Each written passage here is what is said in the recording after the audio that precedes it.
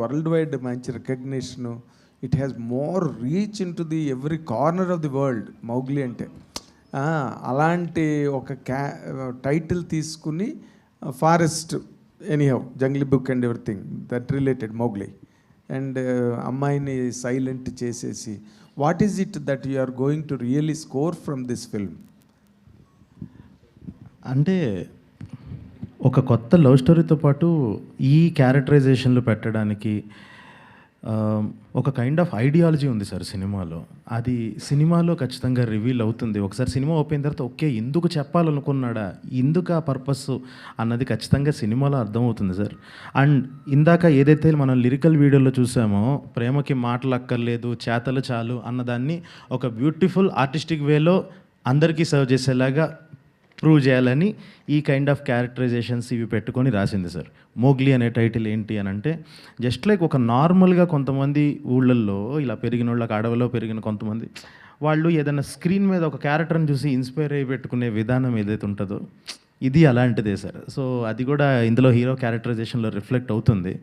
So మీరు అడిగింది actually సినిమాలో ఆన్సర్ వచ్చే క్వశ్చన్ సార్. అది ఇక్కడికన్నా అక్కడ మీకు చాలా బాగా అర్థమవుతుంది. అంటే ఇప్పుడు హీరోని సైలెంట్ చేద్దాం అనుకునే ముందు ఆ హీరో సైలెంట్ అయిపోతే బాగుండదు. అయ్యో, ఎందుకంటే అడవి దొంగ వాటిలో చాలా వరకు డైలాగులు ఉండవు హీరోకి, తను till the point where he lens language. అలాగే ఏదైనా చేద్దాం అనుకుని తర్వాత మళ్ళీ అమ్మో హీరో మరీ సైలెంట్ అయిపోతే బాగుంటుందేమో, హీరోయిన్ సైలెంట్ చేస్తే బాగుంటుంది, ఇలాంటి ఆలోచనలు ఇలాంటి అల్లరి ఏమైనా జరిగిందా? అలాంటి క్యాలిక్యులేషన్స్ ఏం లేవు సార్. సో ఒకటి ఉన్నది ఏంటంటే నాకు ఫస్ట్ నుంచి ఇలాంటి సైలెంట్ లవ్ స్టోరీ చెప్పాలని ఎప్పటి నుంచో ఉంది సార్. చాలా సినిమాల్లో నేను ఈ మధ్యలో రాసిన కొన్ని సినిమాలు కూడా ఇంక్లూడ్ చేయడానికి ట్రై చేశాను. బట్ ఇది everything fall at one place అని అన్నట్టు ఫస్ట్ నుంచి ఒక డాన్సర్ డెఫ్ అండ్ మ్యూట్ అయితే ఎలా ఉంటుంది అన్నది హీరోయిన్ క్యారెక్టరైజేషన్ సార్. హీరోకి ఎప్పుడు అలా పెట్టాలని అనుకోలేదు. ఎందుకనంటే నా కైండ్ ఆఫ్ ఐడియాలజీస్ నా కైండ్ ఆఫ్ థాట్స్ అన్నవి నేను హీరో ద్వారానే ప్రొజెక్ట్ చేసుకోవాలి అని అనుకుంటాను.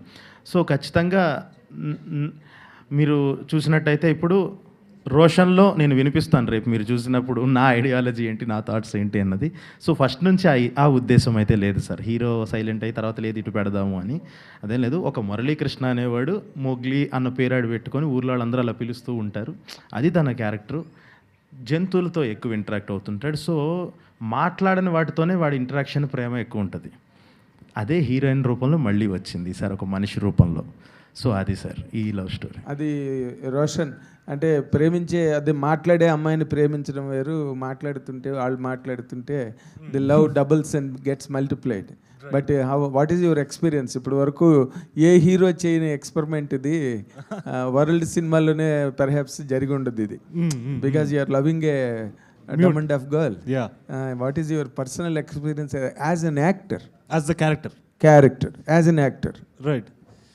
అంటే ఇట్ ఇస్ కంప్లీట్ కొత్త ఎక్స్పీరియన్స్ సార్. ఎందుకంటే మనం జనరల్గా లైఫ్లో ఎక్స్పీరియన్స్ చేసినప్పుడు ఎవరినైనా ప్రేమించినప్పుడు మాటలతో చెప్తాం, ఏదో ఒకటి చెప్తాం. ఇలాంటి సినారియో నాకు నా లైఫ్లో అయితే ఎప్పుడు రాలేదు. వేర్ ఒక మ్యూట్ అండ్ హియరింగ్ లేని అమ్మాయిని ప్రేమించడం. సో అలా చాలా చాలా కొత్త థింగ్స్ నేర్చుకున్నాను. How to express my self through my actions, లేకపోతే ఎక్స్ప్రెషన్స్తో ఎలాగా కన్వే చేయొచ్చు కొన్ని చోట్ల. సో అలాంటి ఎక్స్పీరియన్స్ చాలా ఉన్నాయి and it was learning experience.